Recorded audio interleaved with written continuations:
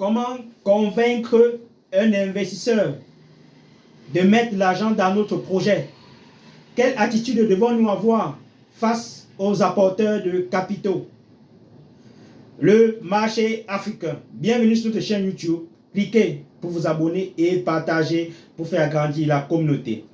Il y a de cela quelques années, alors que j'étais encore salarié en cabinet, mon patron avait lancé Why Not Industry. Ça consistait en quoi en fait? Il réunissait une fois par an les 10 plus gros clients du cabinet pour les conseiller sur le réinvestissement des bénéfices de la société. Donc chaque année, des entreprises réalisent des très gros bénéfices et souhaitent, il se distribue il se distribue les dividendes entre les associés, voilà, et une partie est réinvestie dans d'autres, soit dans la même société, soit dans de nouvelles activités. Donc mon patron avait justement à l'époque avait décidé, n'est-ce pas, de réunir ses plus 10 gros clients en cabinet pour les conseiller d'investir dans les projets industriels. Alors, qu'est-ce qu'il fallait faire? Il remettait à nous, ses collaborateurs en cabinet, une dizaine de projets et qu'il fallait lire, n'est-ce pas, analyser, porter des critiques et ensuite faire un résumé.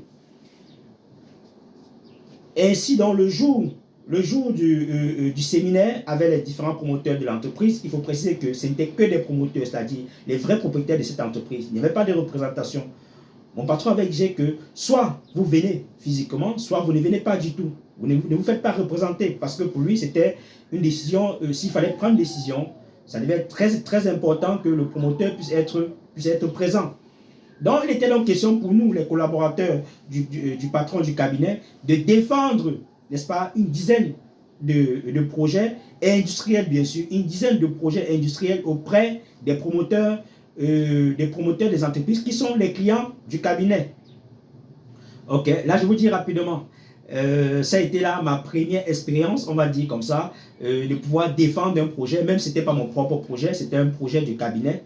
Donc, il était question en fait de convaincre ces hommes d'affaires de pouvoir réinvestir le bénéfice de leur entreprise dans telle ou telle activité industrielle.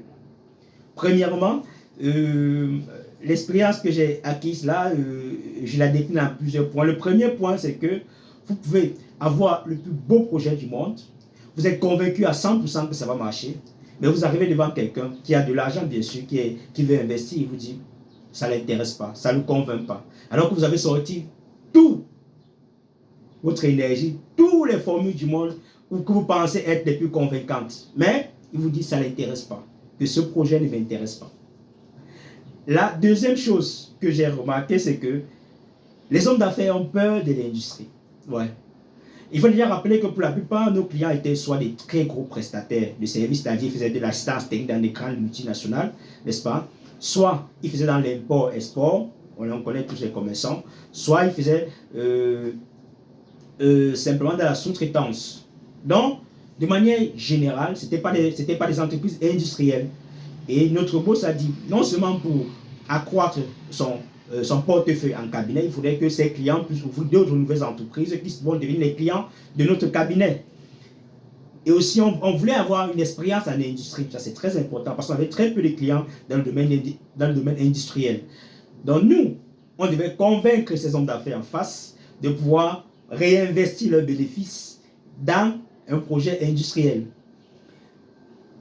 Une autre expérience que j'ai acquise lorsque je présentais les projets qui m'avaient été remis auprès de ces hommes d'affaires, c'est que un homme d'affaires m'a carrément dit lorsque je présentais un projet sur les stylos à billes, voilà, parce que le marché des stylos à billes est un marché assez promoteur en Afrique centrale de manière générale et au Cameroun en particulier, parce qu'il n'y a qu'un seul fabricant de stylos à billes, c'est l'entreprise française BIC, qui à travers Icraphone est représenté au Cameroun par un actionnaire camerounais. Mais sinon, le savoir-faire vient de la France. Donc, il était question de proposer à ces hommes d'affaires d'investir dans une entreprise qui doit fabriquer des stylos à billes. Un promoteur m'a dit carrément, M. Taillou, au lieu de mettre mon argent dans ce business, je préfère aller faire des bons de caisse en banque. Déjà, il faut savoir que la plupart des hommes d'affaires, quand ils réalisent des gros bénéfices, le premier réflexe c'est faire des bons de caisse en banque. Ils font des bons de caisse. Ils attendent carrément toucher les intérêts qui viennent de là. Là, ils disent, non, pas de stress. Tant qu'ils ne sont pas convaincus d'un projet, ils ne mettent pas leur argent là-dedans. Une chose que j'ai également remarqué, c'est que, et c'est ce qu'ils m'ont dit, Franck, tu peux avoir le plus beau projet du monde, mais tant que mon instinct, écoutez bien, tant que mon instinct ne me dit pas, n'y va pas, il n'ira pas du tout. Donc les gars ne sont pas seulement orientés par l'esprit cartésien, mais ils sont orientés également par leur instinct. Et ils respectent leur instinct. C'est très important. Dans une prochaine vidéo, je vais vous expliquer à peu près comment est-ce que, quels sont les projets que j'ai défendus, comment est-ce que je me suis comporté. Mais déjà, je peux vous dire, le résultat, de manière générale, n'est pas bon parce que sur 10 projets présentés, ça à peine si 1 ou 2 projets sont retenus par ces hommes d'affaires parce que la plupart préfèrent continuer à rester dans leur bayam selam, continuer à faire de prestations de services, voilà, et ne veulent pas se casser la tête. Donc, voilà un peu la situation. Comment défendre un projet face aux apporteurs de capitaux?